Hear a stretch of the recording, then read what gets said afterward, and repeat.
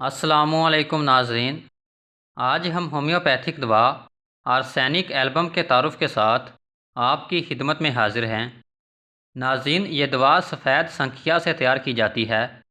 Arsenic بہت مہلک اور گہرا اثر رکھنے والا زہر ہے۔ اس کے بارے میں کہا جاتا ہے کہ اگر ایک دفعہ جسم میں سرایت کر جائے تو اس کو کبھی نہیں چھوڑتا۔ 10,000 سال کے بعد بھی اس شخص کی لاش میں اس کے آثار موجود ہوں گے، کیونکہ یہ ہڈیوں اور بالوں کا جز بن جاتا ہے۔ اس زہر کو قدیم زمانے سے خودکشی کے لیے یا دوسروں کو زہر سے ہلاک کرنے کے لیے استعمال کیا جاتا رہا ہے، لیکن بعض پہاڑی علاقوں میں اس کو قلیل مقدار میں گھوڑوں کو طاقت دلانے کے لیے استعمال کرایا جاتا ہے، اور بعض انسان بھی اس کو ہلکی مقدار میں طاقت کے لیے اور جلد کو صاف شفاف بنانے کے لیے استعمال کرتے ہیں، اور بعض حکیم حضرات بھی طاقت کے نسخوں میں اس کو قدیم زمانے سے استعمال کرتے آ رہے ہیں، لیکن ہومیوپیتھی میں اس کو بہت وسیع پیمانے پر استعمال کیا جاتا ہے، اور ہومیوپیتھک طریقہ علاج میں اس کا زہریلا اثر ختم ہو جاتا ہے اور اس کا نقصان اور سائیڈ افیکٹ نہ ہونے کے برابر رہ جاتا ہے۔ اور آج کل کرونا کی وبا کی وجہ سے اس کو بہت کثرت سے استعمال کیا جاتا ہے، لیکن مزید تفصیل سے پہلے اگر ابھی تک آپ نے ہمارا چینل سبسکرائب نہیں کیا تو لازمی کر لیں، تاکہ آپ کو ہماری طرف سے مزید معلوماتی ویڈیوز کی نوٹیفیکیشن ملتی رہیں۔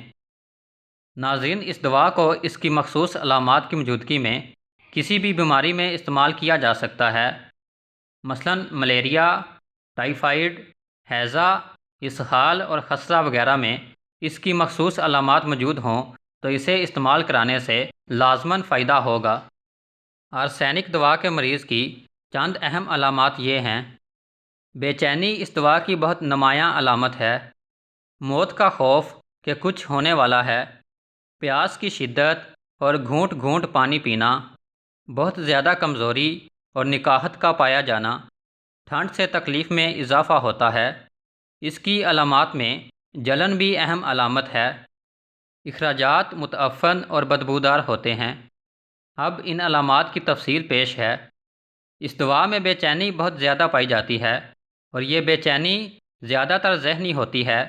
مریض رات کو بہت زیادہ کروٹیں بدلتا ہے، بہت زیادہ سوچتا ہے، بے چین ہو جاتا ہے، کسی حالت بھی سکون نہیں پاتا، ایک جگہ سے دوسری جگہ آرام حاصل کرنے کے لیے گھومتا ہے۔ اسی طرح بے قراری، بے چینی اور وہموں کے ساتھ مریض کو موت کا خوف بھی ہوتا ہے کہ کچھ ہونے والا ہے۔ اسی طرح آرسینک دوا کا مریض انتہائی نازک اور نفیس طبیعت کا حامل ہوتا ہے، ہر چیز ترتیب اور سلیقے سے رکھتا ہے، اگر کوئی ذرا سا بھی چھیڑ دے تو فوراً غصے میں آ جاتا ہے۔ اسی طرح آرسینک کے مریض کے اخراجات سخت بدبودار ہوتے ہیں، پیچش اور اسہال کی رنگت سیاہی مائل ہوتی ہے۔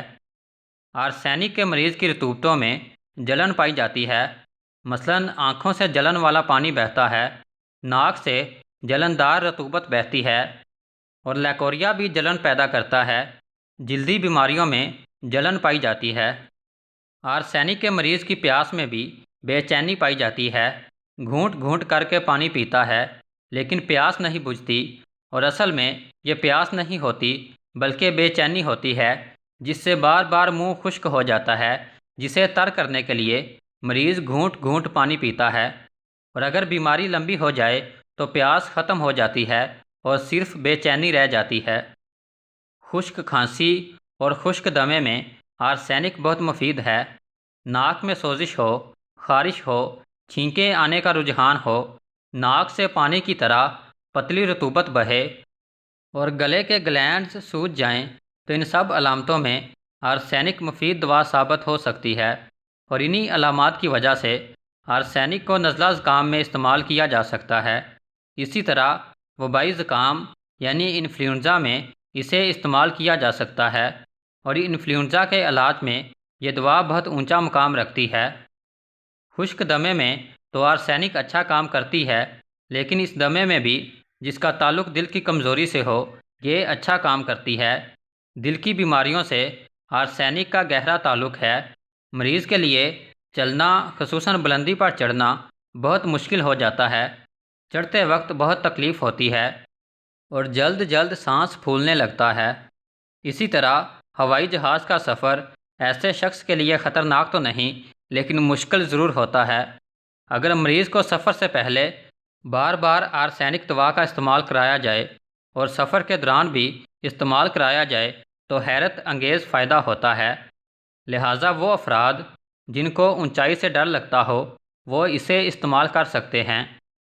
کینسر جیسے مہلک مرض میں یہ دوا انتہائی کارآمد ثابت ہوتی ہے۔ ہونٹوں کے کینسر میں، گلے کے کینسر میں، معدے کے کینسر میں، مثانے کے کینسر میں، پرانے زخموں کے کینسر میں تبدیل ہو جانے کی صورت میں اور خون کے کینسر میں بھی اسے استعمال کیا جا سکتا ہے۔ لہٰذا کینسر کی صورت میں آرسینک کو استعمال کیا جا سکتا ہے۔ اگر کینسر یا کسی اور بیماری کا مریض اپنے انجام کے قریب پہنچ چکا ہو اور اسے انتہائی تکلیف اور بے چینی ہو تو ایسی صورت میں اونچی طاقت یعنی 1,00,000 میں آرسینک دوا سے مریض کو فوری سکون ملتا ہے۔ لیکن اگر اس عرصے میں کوئی اور مؤثر دوا جس کا براہ راست اس کینسر سے تعلق ہو معلوم نہ ہو سکے تو آرسینک کے بعد مریض آرام تو پاتا ہے مگر اس کا بچنا محال ہوتا ہے۔ بس اگر وقت آ چکا ہے تو مریض تکلیف کی بجائے آسانی سے جان دے گا۔ گویا آرسینک موت کا سبب نہیں بنتی مگر جب موت آ گئی ہو تو آخری لمحوں کو آسان کر دیتی ہے۔ گینگرین جیسے تکلیف دہ مرض میں جس میں جسم کے اعضاء گلنے سڑنے لگتے ہیں آرسینک بہت مفید ثابت ہو سکتی ہے۔ اگر جسم کے کسی حصے مثلاً ہاتھ وغیرہ میں گینگرین یعنی خراب زخم ہو اور کسی طرح بھی ٹھیک نہ ہو تو آرسینک کو استعمال کیا جا سکتا ہے۔ اگر پراسٹیٹ گلینڈز، گردے اور مثانے کی بیماریوں میں آرسینک کی علامات موجود ہوں تو اسے استعمال کرنے سے فائدہ ہوتا ہے، اور اگر یہ اکیلی کافی نہ ہو تو فاسفورس کو اس کی مددگار کے طور پر استعمال کیا جا سکتا ہے۔ دونوں کو ایک دوسرے کے بعد دینا مفید ثابت ہوا ہے اور یہی نسخہ کینسر میں بھی بہت افاقے کا موجب بنتا ہے۔ آرسینک کی بیماریوں میں تکرار پائی جاتی ہے۔ خاص معین مدت کے بعد مرض دوبارہ لوٹ کر آتا ہے۔ 4، 7 یا 14 دن کے بعد خاص وقفوں میں مرض لوٹ کر آتا ہے، لیکن ان کے علاوہ بعض ایسے امراض جو بار بار پلٹ کر آئیں مثلاً ملیریا وغیرہ، ان میں بھی آرسینک مفید ہے۔ ملیریا کی روک تھام کے لیے اسے اونچی طاقت میں ملیریا کے حملے سے پہلے استعمال کیا جا سکتا ہے۔ ملیریا کے بخار کے دوران اگر اس کی مخصوص علامات یعنی بے چینی، خوف، جلن اور پیاس وغیرہ موجود ہوں تو اسے استعمال کیا جا سکتا ہے، اور پرانے سے پرانے ملیریا میں بھی یہ انتہائی فائدہ مند دوا ثابت ہو سکتی ہے۔ ملیریا سے مستقل نجات کے لیے آرنیکا کو اونچی طاقت میں استعمال کرنا انتہائی فائدہ مند ثابت ہوتا ہے۔ ٹائیفائڈ بخار کی صورت میں اگر اس کی مذکورہ علامات موجود ہوں تو اسے استعمال کیا جا سکتا ہے، اور اس بخار میں عموماً ٹائیفائڈینم اور پائروجینم کو 200 کی طاقت میں ملا کر استعمال کیا جاتا ہے، لیکن آرسینک کی علامات کی موجودگی میں اسے بھی اس نسخے میں شامل کر لیا جائے تو نسخے کی طاقت میں اضافہ ہو جاتا ہے۔ زہریلی خوراک کے استعمال سے پیدا ہونے والے مسائل میں اسے استعمال کیا جا سکتا ہے، لہٰذا فوڈ پائزننگ کی صورت میں آرسینک، نکسوامیکا اور کاربوویج کو 30 کی طاقت میں ملا کر دن میں 3 سے 4 مرتبہ استعمال کیا جا سکتا ہے۔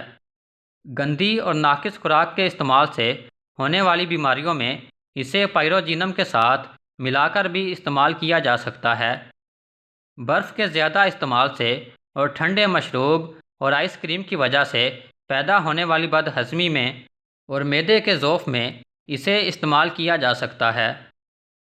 رس بھرے پھلوں جیسے کہ تربوز، خربوزہ، ککڑیاں، کھیرا اور ساگ اور سبزیوں وغیرہ کے استعمال سے آنے والی تکلیف میں بہت مفید ہے۔ اسے حلقاؤں کے مرض کی روک تھام کے لیے استعمال کیا جا سکتا ہے۔ اس کے استعمال سے مرض سے بچاؤ رہتا ہے۔ ناظرین، یہ سرد مزاج کی دوا ہے اور اس کا مریض بھی عموماً سرد مزاج کا حامل ہوتا ہے۔ آرسینک کے مریض کا سارا جسم ٹھنڈا ہوتا ہے اور گرمی پہنچانے سے آرام محسوس ہوتا ہے، لیکن معدے اور سر کی تکلیفوں میں سردی آرام دیتی ہے۔ چونکہ یہ سرد مزاج کی دوا ہے، اس لیے سرد مزاج کے مریضوں میں اس کا استعمال زیادہ مفید ثابت ہوتا ہے۔ اس دوا سے تعلق رکھنے والے مریض کی علامات میں مرطوب موسم میں آدھی رات کے بعد سرد غذا کے استعمال سے اور سمندر کے کنارے یا ٹھنڈی جگہ جانے سے اضافہ ہوتا ہے۔ گرمی اور گرم مشروبات سے تکلیف میں کمی واقع ہوتی ہے۔ ناظرین، اس دوا کو 30 کی طاقت سے لے کر 1,00,000 کی طاقت تک استعمال کیا جاتا ہے۔ عموماً 30 اور 200 کی طاقت میں استعمال کرنا زیادہ محفوظ اور فائدہ مند ثابت ہوتا ہے۔